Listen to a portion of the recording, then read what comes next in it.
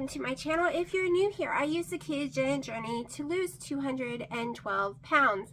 My lowest was 157.3. My highest when starting keto was 368.9, somewhere around there. Now my biggest was in the 400s. I lost that on a low carb diet before switching to keto. That being said, I am trying to get back to my lowest because I got the C word twice. Multiple reasons I am not going to go over a billion times anymore because I know most y'all who come here every day is sick of hearing it. But the whole goal now is to get back to my lowest and then maybe one day to my goal weight, which was 148 or less. So we are doing baby step goals. This month, there is a challenge being put on by It On Keto channel. The link's below that will explain the challenge completely. It's basically you take a beef, egg, and butter fast, no dairy other than the butter, and that's one fast. Then we have our keto chow fast that she goes over as well, when you will go over it all with you in the video below. Now, that being said, you can also combine them like I have. So the one thing about this challenge is I am tracking everything. That helps me for multiple reasons. One, I have anxiety and it gives me some control in my life, is tracking. When I track, my anxiety is way lower.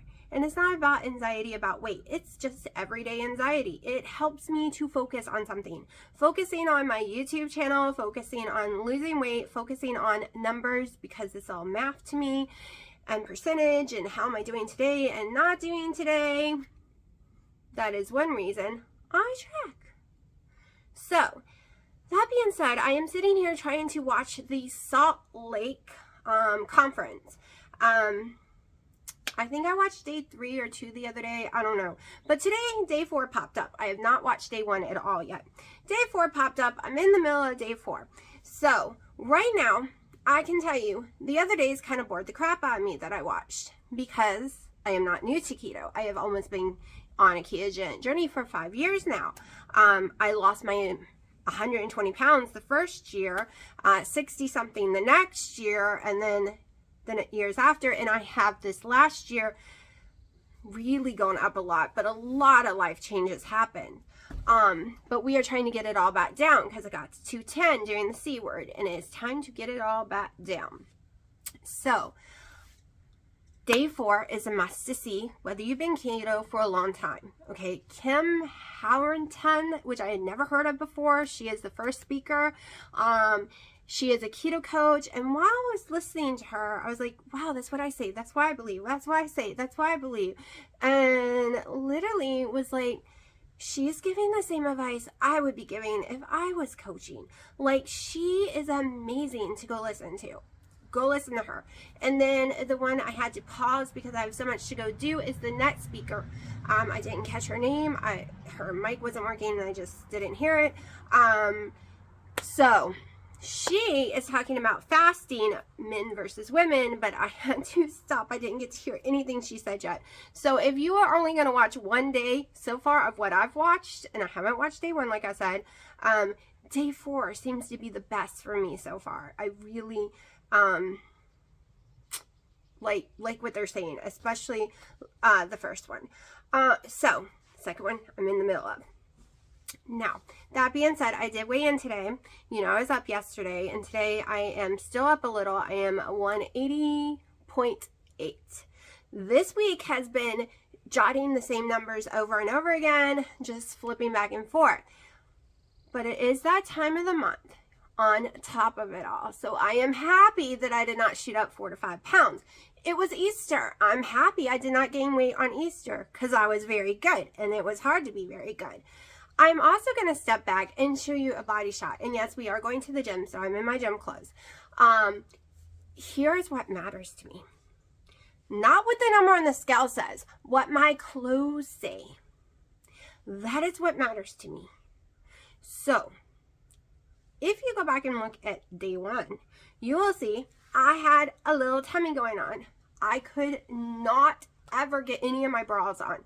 I was back into very stretchy, too big of bras. Well, they weren't too big, they were fitting me, but I could not get into my 34s and or 36s at all. There was like this much to close them, and I got back into my 36 in the middle line. Well, I just put a 34 on, and yes, they are double D's, and I can close it just fine because now I can see my rib cage. So let me show you what, no matter what the scale is saying this week, I've actually gone down in inches this week, because at the beginning of this week, on Saturday, because Saturday is always a new week for me, no, it was not working.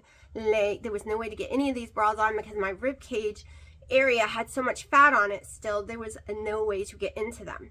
So no matter what the scale says, I'm losing inches around my rib cage. So here we go. As you can see, I'm not sucking in. You can actually see my rib right there. Let me see. So you can see my rib actually sticking out, and my stomach is getting flatter. All right. And I've never been able to stuff my stomach in, but that's me sucking in. That's me letting it back out. So for letting it back out, I think it looks pretty good.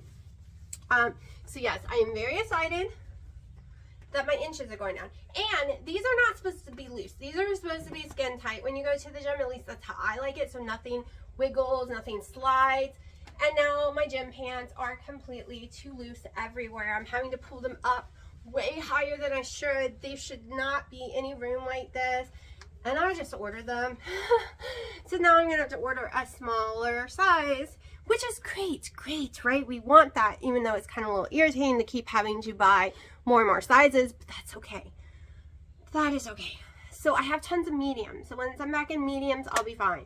I got rid of my extra large, and I couldn't get into the extra large at the beginning of the month. I was dying in them, and now they are loose. And this is a new one that I just put on. So it's not like I stretched it out. It's really hard to stretch this material out, let me tell you. So now I need some larges, or maybe I'll just keep these and hopefully they won't fall off, and then be able to get back in my mediums, right? So yeah, so far that's all. I haven't eaten yet today. It's 12:40. I'm not gonna have time to eat before the gym, but we all know I normally don't eat before the gym. So we're about to head out to the gym, and I hear my dad. I wonder if he's coming over here. No, he's just driving around the circle. Okay, so one thing I really loved about Kim's talk is if you're a person that goes by the number on the scale and you only weigh once a week, you might be disappointed every week, because something might be making you stay every week on that day, or even go up on that day, and you would have missed a new low. Like last week, I would have missed a new low for this year if I didn't weigh every day, because on the 7th day, I had gone down. On the 8th day, I had gone up. Okay? So if you're a person that relies on the number on the scale, I suggest doing what she says, like me.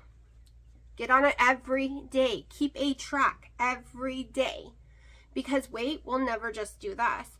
And you might be catching it do this every time, because we are women, we have hormone changes. So if that number on that scale really bothers you, I'm not going to be the person that says only get on it once. No. I'm going to tell you get on it every day, because you could miss something. You could miss something great, or you can miss the data that you see that every time you eat this certain flavor of, let's say, keto chow, or this cut of beef, you're going up. Doesn't mean you gain fat. It just means something is making you go up from those things, and then you whoosh back down, but you wouldn't have known that, would you? Or let's say you're not doing this challenge at all, and you are eating Quest bars, and every time you eat them, you go up for multiple days. It could be the almond, but for some reason you can eat the crisp peanut butter cups like me and have no problem, but you won't know that if you're not weighing every day. Now I know there's some people that say that is keto crazy, tracking and weighing. For me, it's not crazy. For me, it is calmness. It is control. I have no crazy. The only time I have crazy is when I'm not tracking, not paying attention, and just letting it go. Then I'm in keto crazy because I'm having to guess everything instead of actually seeing the data and know for sure. That's crazy for me. Because I hear a lot of people say, well, let's end the keto crazy. No more using apps, no more, which is fine for them. But also, how much weight do you want to lose? How fast do you want to lose it? Do you want to take control? If you really want to take control, you have no choice but to track. You really don't for most of us, especially anyone with metabolic syndrome. You really don't. I love Dr. Eric Westman's book, and it worked great when I was really huge. But now that I've lost so much weight, it doesn't work for me because I have to track ingredients. I have to track this. I have to track that. I have to know to be able to lose the weight. This is about making me healthier the only way that works for me. And I've noticed watching a lot of YouTubers, they have all been stuck for a year or two or more, and they don't track and they're just stuck. I was watching, I totally knew what I was going to say. This is the brain fog from COVID, okay? I was watching Keto Diamond today. She said something great, and I wanted to repeat it because I totally agree with her. And now I can't remember what the heck I was going to say. Drives me insane. Drives me nuts when I do that. Oh my gosh. Oh, I know now. Okay, so we were not sensitive. Me and her, when we were huge, or even when we lost the first amount of weight, we were not so sensitive to items. We could have our tomatoes, we could have this, we could have that, and our weight was going fine, our health was going fine. But as we did keto longer, we became more sensitive to things. But I don't think that's true. I think we were always sensitive, but because we had so much weight to lose, we didn't notice. But now that we're so much smaller and we're paying so much attention, we now realize we're sensitive. And I really don't think it was we became sensitive. I think we didn't notice that we were sensitive before. Like, she knows she's sensitive to the nightshades. I've watched multiple of her videos over the years. I did the whole, like, hamburger challenge with her when you did bacon cheeseburgers and Big Mac bowls, and we both lost a lot of weight during that time, even though we were eating some tomatoes, and it worked then. But now when I do challenges like that, it doesn't work any longer. It's not a calorie thing.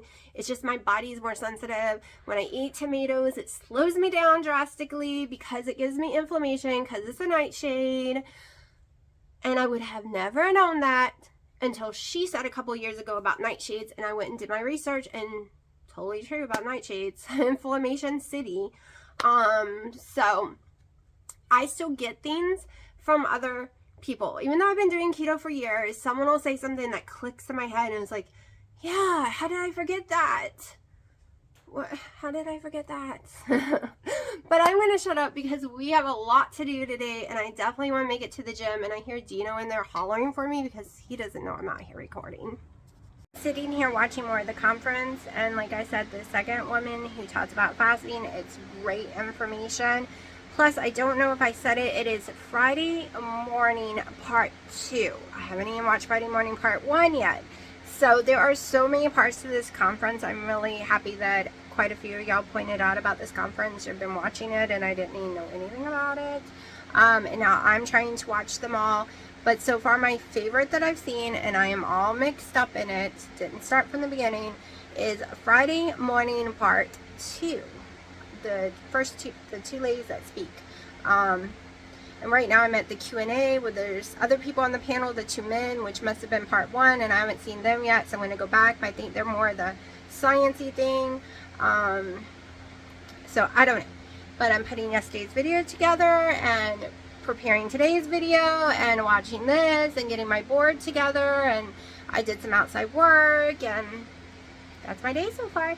At home to all the kittens crying and climbing out of their playpen, trying to escape, so I've let them escape for a little while, even though I'm starving and should be cooking. Yes, I know you're having a nervous breakdown. You don't like them out of the pen, but they climb out all on their own. So this is what I'm doing right this minute. This is what I'm doing. Come back with the others so I don't have to spread my eyes everywhere. Okay. 2 orange and whites are adorable, huge, and boys and troublemakers. Then we have Little Lady. I'm just giving them nicknames. Little Lady with little wings on her eyes. Then we have Fifi right now. Kind of looks like Sharky, black on top, tons of stripes. But you can already see her stripes coming in through her body now, so she's going to look more like Sharky. Then we have my precious little Freya. I still want to keep her, but I'm not allowed to, so we'll see. The boys are adorable, though. Let me tell you, there would be a huge fight if they were girls, for sure. They were so pretty. I really love the orange and white. And they're so huge. Like, they're gigantic compared to the other ones. Maybe because the boys, I don't know. But there's Daddy playing with them. Okay.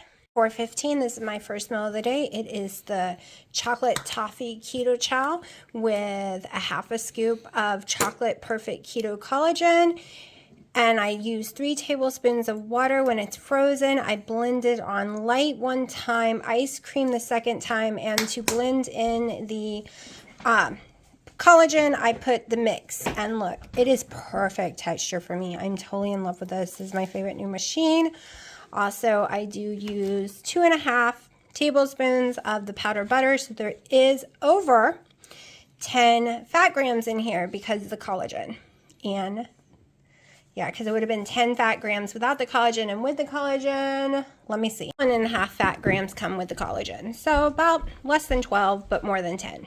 I'm making my second coffee of the day because I've decided it is a 2 coffee day. 1, because I ate the ice cream and now I'm freezing and I cannot warm up at all, no matter how many blankets I get under, and I don't have time to take a hot shower. So I'm having me a yummy coffee, I've decided. And I might do a 500 or at least under 600 calorie day today. I haven't decided because I have just had that only keto chow. Or I might just make it a keto chow day and make some keto chow cookies in a little bit, which still might put me under 600 calories. I know it's supposed to be 500, but my goal is just to stay under 600 since I'm having so many low calorie days. So we will see later on. I am still hungry right now, but I'm going to have this coffee and I know it's going to fill me up, and I'm just putting a 1/4 cup, no, a little more, like 3/8 of a cup or whatever, a little more than half of collagen in it.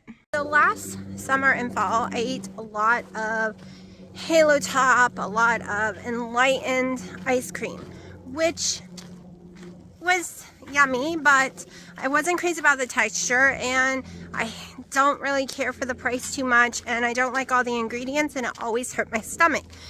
If I ate more than 1 serving, I would throw it up because of the chicory root and all that garbage that's in it. I will never waste a penny on another pre-made keto ice cream again, because after getting my Ninja Creamy and doing the 3 tablespoons of water, 1 light spin, 1 ice cream spin, I didn't even do the ice cream spin this time because I did a mix and spin in there. It is so soft served, and that chocolate toffee is like my favorite right now in the whole world.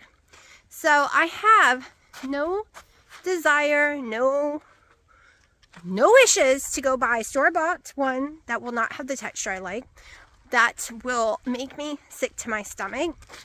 And to me, it just costs more. It just is not as good at all. It's not healthy. This is a full meal. I just had a meal and it was ice cream, like amazing ice cream. I am in love with the Ninja Creamy. I am so glad I listened to all of y'all that said do it, buy it.